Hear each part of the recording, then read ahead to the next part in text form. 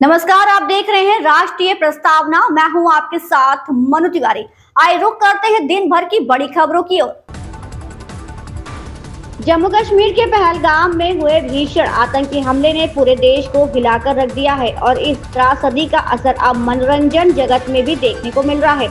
मशहूर रैपर और सिंगर बादशाह ने इस हमले के प्रति अपनी गहरी संवेदना जताते हुए एक बड़ा फैसला किया है। उन्होंने अपनी आगामी म्यूजिक रिलीज को स्थगित कर दिया है ताकि इस दुखद समय में देश के साथ एकजुटता दिखाई जा सके।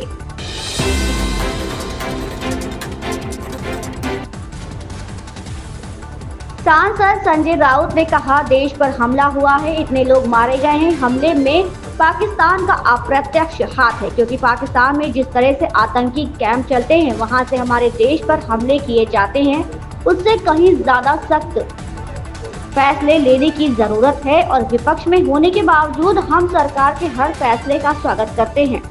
आज सर्वदलीय बैठक है। सर्वदलीय बैठक में सरकार जो फैसला लेने जा रही है, हम उसके साथ हैं।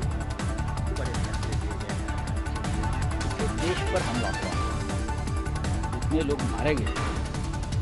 आक्रोश अगर आप देखेंगे तो मैं मानता हूँ ये हमला देश ने इनडायरेक्टली पाकिस्तान उसमें इन्वॉल्व, क्योंकि जिस तरह से टेररिस्ट कैंप पाकिस्तान में चल रही है, चलाए जाते हैं और वहाँ से ही हमारे देश पर हमला होता है। तो ये फैसले नहीं, उससे भी कठोर फैसले लेने की जरूरत है और लेने भी चाहिए। और हम अपोजिशन में है, उसके बावजूद हम सरकार के सभी फैसले के समर्थन करें।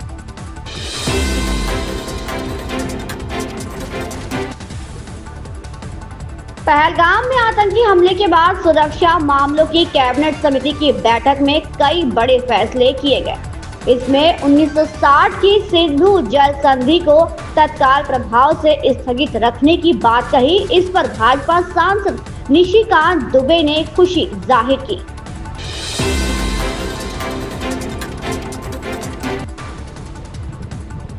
कानपुर के शुभम का शव घर पहुंचते हुए चीख पुकार मच गई। रात 2 बजे चीखों ने हाथीपुर का सन्नाटा चीर दिया। शुभम का शव देख चाची, चाचा और दादी समेत सभी परिजन बेहाल हो गए। पिता भाई के कंधे पर सिर रखकर रोने लगा। रात लगभग 2 बजे कानपुर के हाथीपुर गांव में शुभम द्विवेदी के घर पर परिजन और गांव के सैकड़ों लोग उसके पार्थिव शरीर का इंतजार कर रहे थे। कुछ ही सेकंड बाद जैसे ही एम्बुलेंस का सायरन सुनाई पड़ा तो परिजनों की करुण चीखें रात के सन्नाटे को चीरती चली गई।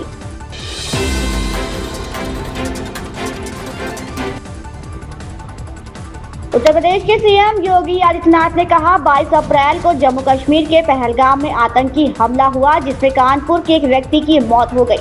शुभम द्विवेदी की 2 महीने पहले ही शादी हुई थी और वहां आतंकी हमले में उनकी मौत हो गई।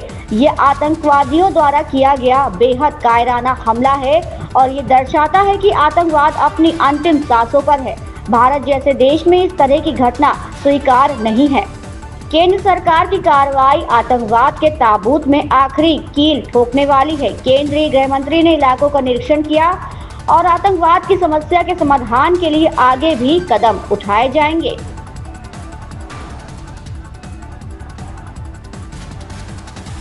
मित्रों, 22 अप्रैल को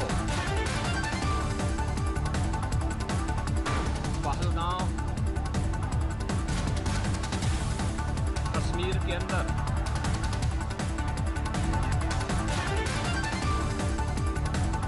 पर्यटकों के साथ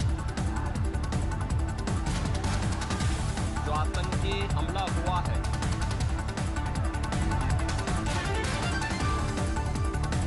कानपुर का एक परिवार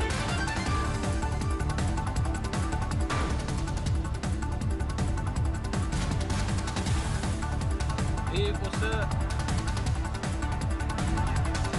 आतंकी हमला का शिकार यहाँ का एक नौजवान हुआ।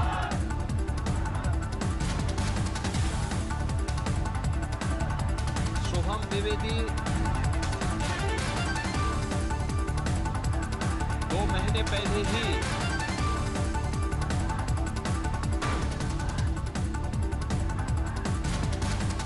की शादी संपन्न हुई थी।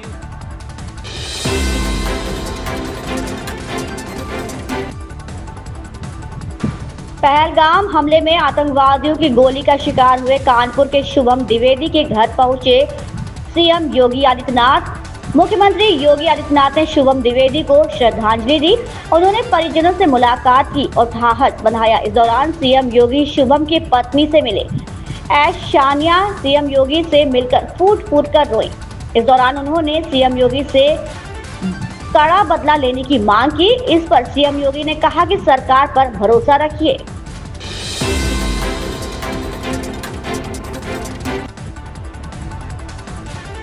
पहलगाम में आतंकी हमले के बाद देश की नीति क्या हो, इस पर विचार करने के लिए केंद्र की नरेंद्र मोदी सरकार ने सर्वदलीय बैठक बुलाई। इधर प्रधानमंत्री नरेंद्र मोदी का खुद ही बिहार का दौरा है। इस बीच बिहार के मुख्यमंत्री नीतीश कुमार की पार्टी जनता दल यूनाइटेड ने सर्वदलीय बैठक में अपने किसी नेता को भेजने में असमर्थता जता दी है।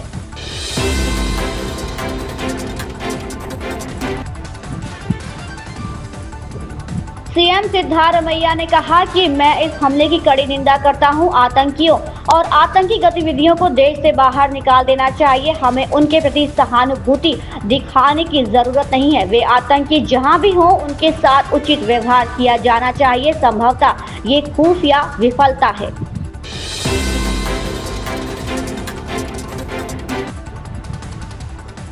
जम्मू कश्मीर के पहलगाम में हुए आतंकी हमले पर इत्तेहादे मिल्लत कैंसिल प्रमुख मौलाना तौकीर रजा खान ने कहा कि ये घटना बेहद शर्मनाक है। लोगों के कपड़ों को उतारकर उनकी पहचान की गई है। इसका मतलब वो पूरी तैयारी से आए थे। उन्होंने सवाल उठाते हुए कहा कि हमारी सुरक्षा एजेंसी क्या कर रही थी, सैलानियों की सुरक्षा के क्या इंतजाम है।